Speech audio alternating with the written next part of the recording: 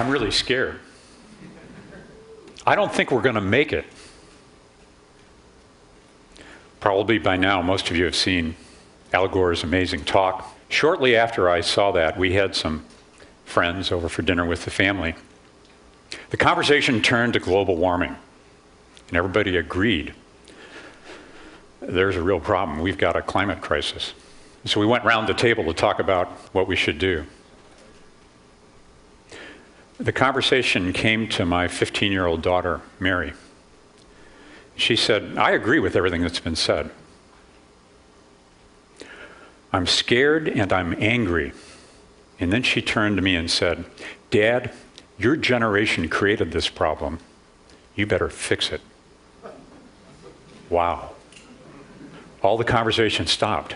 All the eyes turned to me.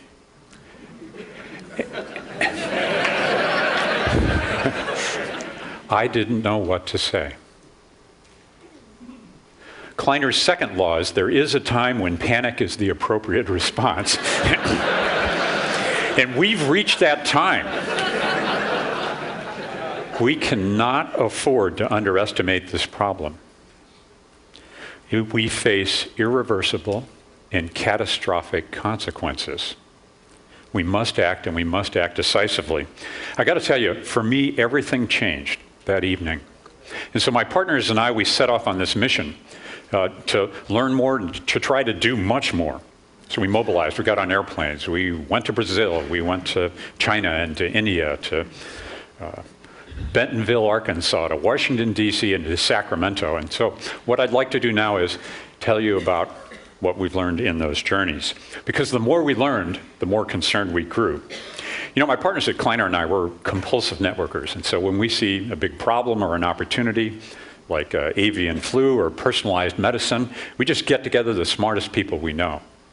For this climate crisis, we assembled a network really of superstars, from policy activists to scientists and entrepreneurs and business leaders, 50 or so of them. And so I want to tell you about what we've learned in doing that and 4 lessons I've learned in the last year. The first lesson is that companies are really powerful, and that matters a lot. This is a story about how Walmart went green and what that means. 2 years ago, the CEO, Lee Scott, believed that green is the next big thing. And so Walmart made going green a top priority. They committed that they're going to take their existing stores and reduce their energy consumption by 20% and their new stores by 30%, and do all that in 7 years. The 3 biggest uses of energy in a store are heating and air conditioning, then lighting, and then refrigeration. So look what they did. They painted the roofs of all of their stores white. They put smart skylights through their stores so they could harvest the daylight and reduce the lighting demands. And third, they put the refrigerated goods behind closed doors with LED lighting. I mean, why would you try to refrigerate a whole store? These are really simple, smart solutions based on existing technology. Why does Walmart matter? Well, it's massive. They're the largest private employer in America. They're the largest private user of electricity. They have the 2nd largest vehicle fleet on the road. And they have one of the world's most amazing supply chains, 60,000 suppliers. If Walmart were a country, it would be the 6th largest trading partner with China. And maybe most important, they have a big effect on other companies. When Walmart declares it's going to go green and be profitable, it has a powerful impact on other great institutions. So let me tell you this, when Walmart achieves 20% energy reductions, that's going to be a very big deal. But I'm afraid it's not enough. We need Walmart and every other company to do the same. The second thing that we learned is that individuals matter, and they matter enormously. I've got another Walmart story for you, okay? Walmart has over 125 million US customers. That's a third of the US population. 65 million compact fluorescent light bulbs were sold last year. And Walmart has committed they're going to sell another 100 million light bulbs in the coming year. But it's not easy. Consumers don't really like these light bulbs. The light's kind of funny, they won't dim. It takes a while for them to start up. But the payoff is really enormous. 100 million compact fluorescent light bulbs means that we'll save $600 million in energy bills and 20 million tons of CO2 every year, year in and year out. It does seem really hard to get consumers to do the right thing. It is stupid that we use 2 tons of steel, glass, and plastic to haul our sorry selves to the shopping mall. It's stupid that we put water in plastic bottles in Fiji and ship it here. It's hard to change consumer behavior because consumers don't know how much this stuff costs. Do you know? Do you know how much CO2 you generated to drive here or fly here? I don't know, and I should. Those of us who care about all this would act better if we knew what the real costs were. But as long as we pretend that CO2 is free, as long as these uses are nearly invisible, how can we expect change? I'm really afraid because I think the kinds of changes we can reasonably expect from individuals are going to be clearly not enough. The third lesson we learned is that policy matters. It really matters. In fact, policy is paramount. I've got a behind-the-scenes story for you about that green tech network I described. At the end of our first meeting, we got together to talk about what the action items would be, how we'd follow up. And Bob Epstein raised a hand. He stood up. You know, Bob's that Berkeley techie type who started Sybase. Well, Bob said the most important thing we can do right now is to make it clear in Sacramento, California, that we need a market-based system of mandates that's going to cap and reduce greenhouse gases in California. It's necessary and just as important, it's good for the California economy. So 8 of us went to Sacramento in August, and we met with the 7 undecided legislatures, and we lobbied for AB 32. You know what? 6 of those 7 voted yes in favor of the bill, so it passed. And it passed by a vote of 47 to 32. Please. Oh. Thank you. I think it's the most important legislation of 2006. Why? Because California was the first state in this country to mandate 25% reduction of greenhouse gases by 2020. And the result of that is we're going to generate 83,000 new jobs, $4 billion a year in annual income, and reduce the CO2 emissions by 174 million tons a year. California, it's only 7% of US CO2 emissions. It's only 1.5% of the country's CO2 emissions. It's a great start, but I got to tell you, where I started, I'm really afraid. In fact, I'm certain California's not enough. Here's a story about national policy that we could all learn from. You know, Tom Friedman says, if you don't go, you don't know. Well, we went to Brazil to meet Dr. Jose Goldenberg. He's the father of the ethanol revolution. He told us that Brazil's government mandated that every gasoline station in the country would carry ethanol. And they mandated that their new vehicles would be flex fuel compatible, right? They'd run ethanol or ordinary gasoline. And so here's what's happened in Brazil. They now have 29,000 ethanol pumps. That's versus 700 in the US, and a paltry 2 in California. And in 3 years, their new car fleet has gone from 4% to 85% flex fuel. Compare that to the US. 5% are flex fuel. And you know what? Most consumers who have them don't even know it. So what's happened in Brazil, they've replaced 40% of the gasoline consumed by their automotive fleet with ethanol. That's $59 billion since 1975 that they didn't ship to the Middle East. It's created 1 million jobs inside that country, and it's saved 32 million tons of CO2. It's really substantial. That's 10% of the CO2 emissions across their entire country. But Brazil's only 1.3% of the world's CO2 emission. So Brazil's ethanol miracle, I'm really afraid, is not enough. In fact, I'm afraid all of the best policies we have are not going to be enough.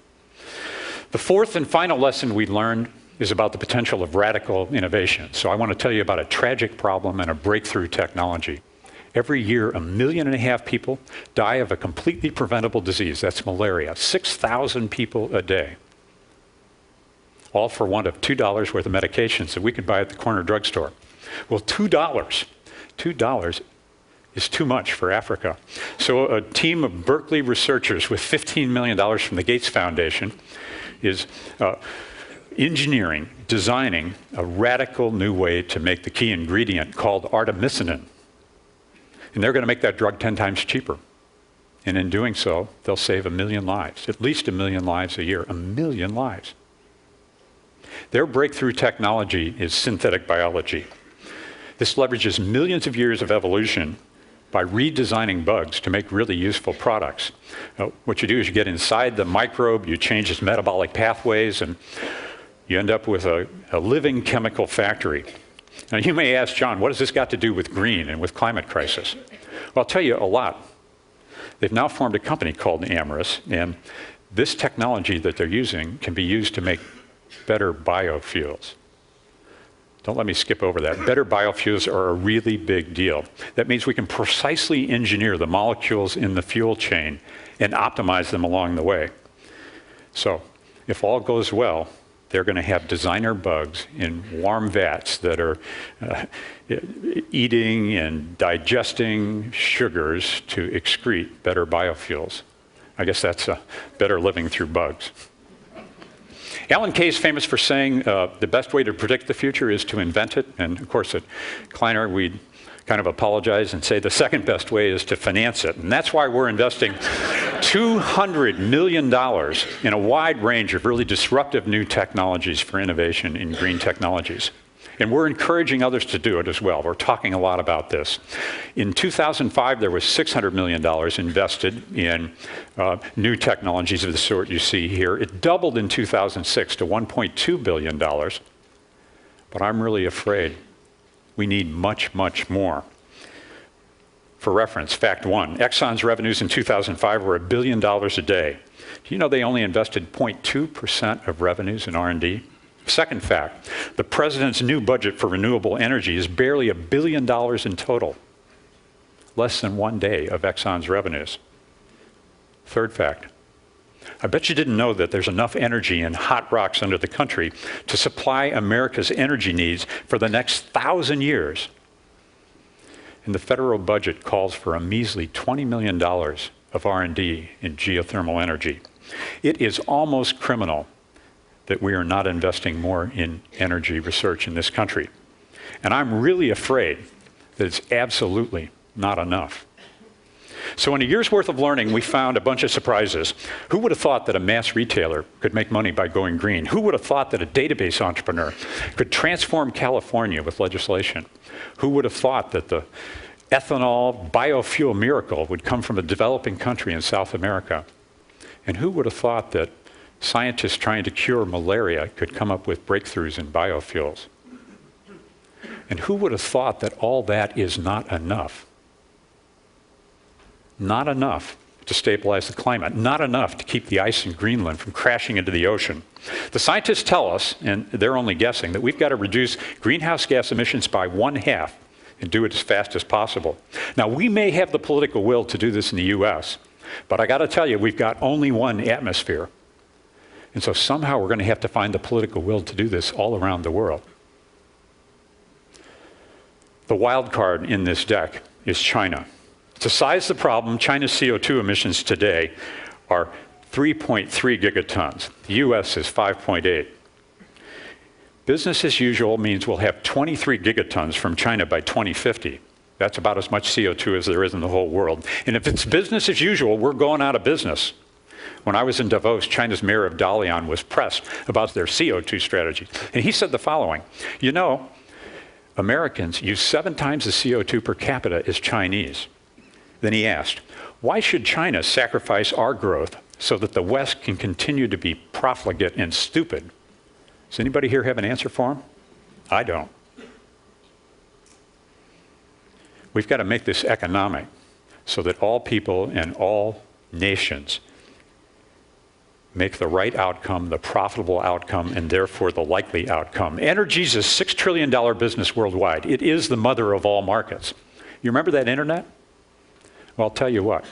Green technologies, going green is bigger than the internet. It could be the biggest economic opportunity of the 21st century. Moreover, if we succeed, it's going to be the most important transformation for life on the planet since, as Bill Joyce says, we went from methane to oxygen in the atmosphere. Now, here's the hard question. If the trajectory of all the world's companies and individuals and policies and innovation is not going to be enough, what are we going to do? I don't know. Everyone here cares about changing the world and has made a difference in that one way or another. So our call to action, my call to you, is for you to make going green your next big thing, your gig. What can you do? You can personally get carbon neutral. Go to climatecrisis.org or carboncalculator.com and buy carbon credits. You could join other leaders in mandating, lobbying for mandated cap and trade in US greenhouse gas reductions. There's 6 bills right now in Congress. Let's get one of them passed. And the most important thing you could do, I think, is to use your personal power and your Rolodex to lead your business or your institution in going green. Do it like Walmart. Get it to go green for its customers and its suppliers and for itself. Really think outside the box. Can you imagine what it would be like if Amazon or eBay or Google or Microsoft or Apple really went green and you caused that to happen? It could be bigger than Walmart. I can't wait to see what we TEDsters do about this crisis. And I really, really hope that we multiply all of our energy, all of our talent, and all of our influence to solve this problem.